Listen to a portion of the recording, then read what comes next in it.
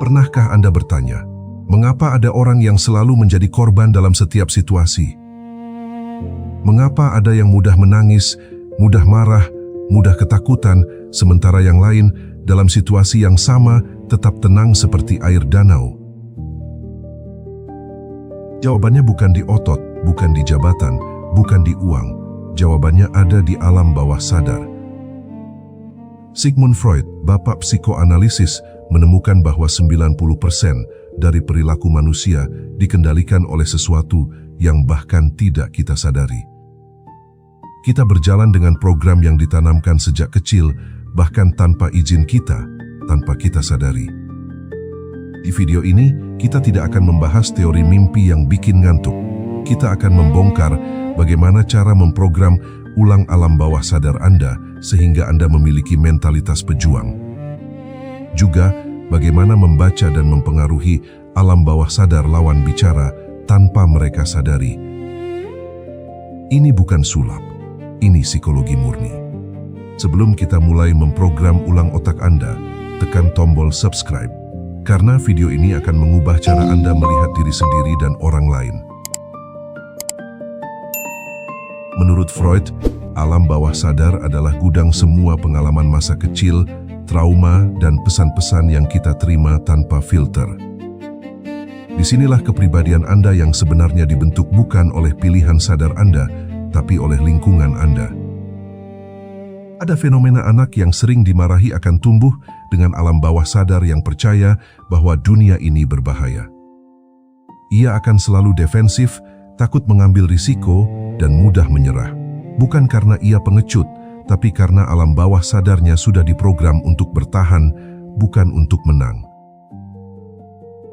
Sebaliknya, seorang pejuang tangguh tidak lahir begitu saja. Ia terbentuk karena alam bawah sadarnya diprogram dengan keyakinan yang berbeda. Saya mampu, saya pantas menang. Kegagalan adalah pelajaran. Freud menyebut bahwa repetisi atau pengulangan adalah kunci pemrograman bawah sadar. Apapun yang Anda dengar, lihat, dan alami secara berulang akan masuk ke alam bawah sadar Anda tanpa peduli apakah itu benar atau salah. Artinya, Anda bisa sengaja memprogram ulang diri Anda sendiri. Caranya, afirmasi repetitif bukanlah omong kosong New Age. Ini adalah mekanisme psikologis yang nyata. Setiap pagi, ucapkan pada diri sendiri di depan cermin. Saya kuat, saya tenang dalam tekanan, saya tidak takut pada siapapun. Lakukan selama 30 hari, alam bawah sadar Anda akan mulai mempercayainya. Dan ini yang jarang orang tahu. Program bawah sadar tidak hanya terbentuk dari apa yang Anda alami secara langsung, tapi juga dari apa yang Anda saksikan. Jika sejak kecil Anda melihat ayah Anda selalu mengalah pada ibu Anda, atau sebaliknya, alam bawah sadar Anda akan mencatat pola itu sebagai normal. Tanpa sadar, Anda akan mengulang pola yang sama dalam hubungan Anda sendiri. Inilah mengapa anak dari orang tua yang sering bertengkar cenderung sulit mempertahankan hubungan yang sehat bukan karena mereka bodoh, tapi karena alam bawah sadar mereka sudah diprogram untuk mengulang drama yang sama. Kabar baiknya, program itu bisa ditimpa, bisa dihapus, bisa diganti dengan pola baru yang lebih kuat, tapi hanya jika Anda sadar bahwa program itu ada. Jadilah penjaga gerbang pikiranmu. Karena apa yang masuk ke alam bawah sadarmu akan menjadi dirimu. Adaptasi dari prinsip Freud. Apa program bawah sadar yang paling merugikan Anda selama ini? Tulis di kolom komentar. Mengaku adalah langkah pertama untuk berubah. Ini bagian yang paling ditunggu-tunggu. Freud mengajarkan bahwa komunikasi sebenarnya tidak terjadi di permukaan tapi di bawah sadar. Kata-kata hanya 7%. Sisanya adalah nada suara, bahasa tubuh, dan getaran bawah sadar. Lawan bicara Anda selalu membaca alam bawah sadar Anda, bahkan jika ia tidak sadar melakukannya. Jika Anda gugup, ia akan merasakannya. Jika Anda takut, ia akan merasakannya. Inilah mengapa orang yang paling tenang dalam ruangan adalah orang yang paling ditakuti, bukan karena ia mengancam, tapi karena alam bawah sadarnya mengirimkan sinyal, saya tidak bisa digoyahkan. Jadi bagaimana cara mengirimkan sinyal dominasi melalui alam bawah sadar Anda? Ada 3 teknik. Kontrol pernapasan. Orang yang panik napasnya pendek dan cepat. Orang yang tenang napasnya panjang dan dalam. Sebelum berbicara dengan siapapun yang ingin Anda pengaruhi, ambil napas dalam-dalam. Ini akan menenangkan sistem saraf Anda dan lawan bicara Anda secara bawah sadar akan merespons ketenangan Anda dengan rasa hormat. Kontak mata yang menembus, bukan menatap dengan marah, bukan melirik dengan takut, tapi kontak mata yang stabil, tenang, dan tidak berkedip terlalu sering.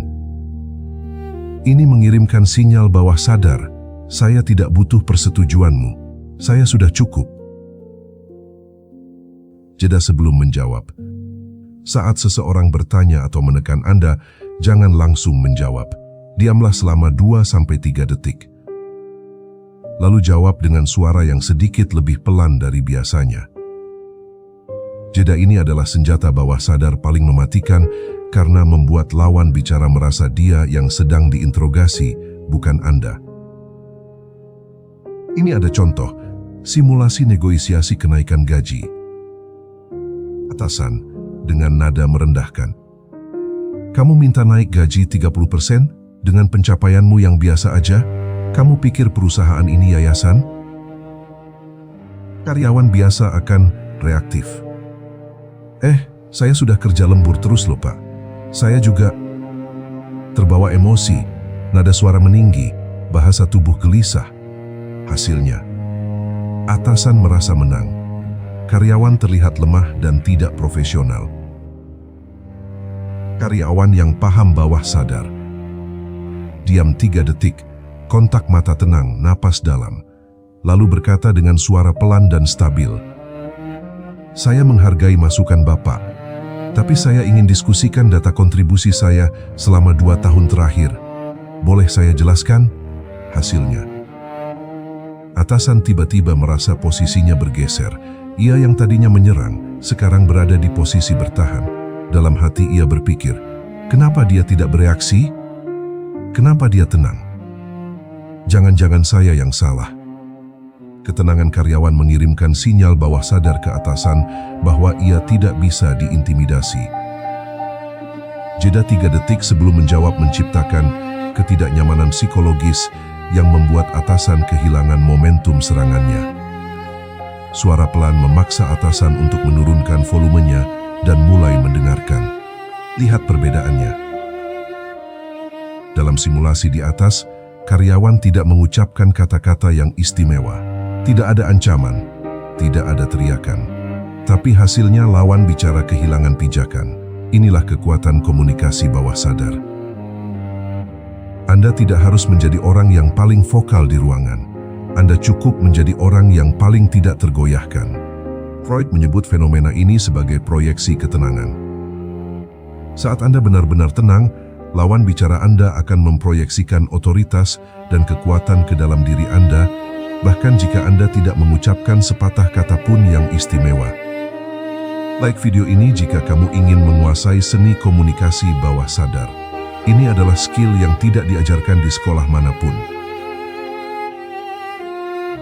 Jika orang lain bisa mempengaruhi bawah sadar Anda, maka Anda harus bisa melindungi diri. Freud menyebut bahwa ego adalah penjaga gerbang antara dunia luar dan alam bawah sadar. Tapi kebanyakan orang memiliki ego yang lemah, mudah ditembus oleh kritik, manipulasi, dan tekanan sosial. Orang yang mudah tersinggung sebenarnya memiliki gerbang bawah sadar yang terbuka lebar.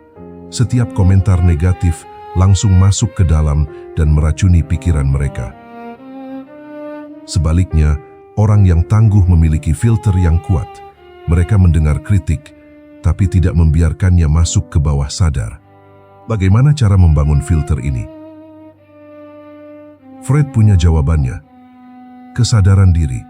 Self-awareness. Semakin Anda mengenali pola-pola bawah sadar Anda sendiri, semakin sulit orang lain memanipulasi Anda. Latihan sederhana. Setiap kali Anda merasa emosi Anda terpicu, misalnya marah, takut, sedih, cemas, berhentilah sejenak dan tanyakan, apakah ini benar-benar saya? Atau ini hanya program lama yang tidak lagi berguna? Jangan pernah bereaksi terhadap provokasi secara instan.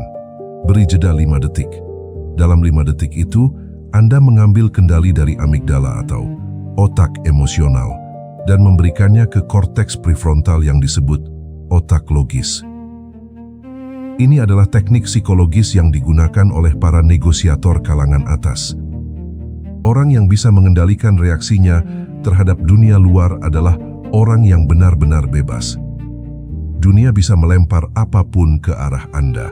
Hinaan, kegagalan, dan pengkhianatan, tapi jika alam bawah sadar Anda tidak tergoyahkan, maka Anda tidak akan pernah kalah. Adakah temanmu yang sering dimanfaatkan atau direndahkan orang lain? Share video ini. Mereka butuh perisai ini. Bapak psikoanalis mengajarkan satu hal yang mengubah segalanya. Kamu bukanlah korban dari alam bawah sadarmu. Kamu bisa menjadi arsiteknya. Setiap hari, setiap detik, alam bawah sadar Anda menyerap informasi. Yang menentukan apakah informasi itu membangun atau menghancurkan Anda adalah siapa yang memegang kendali.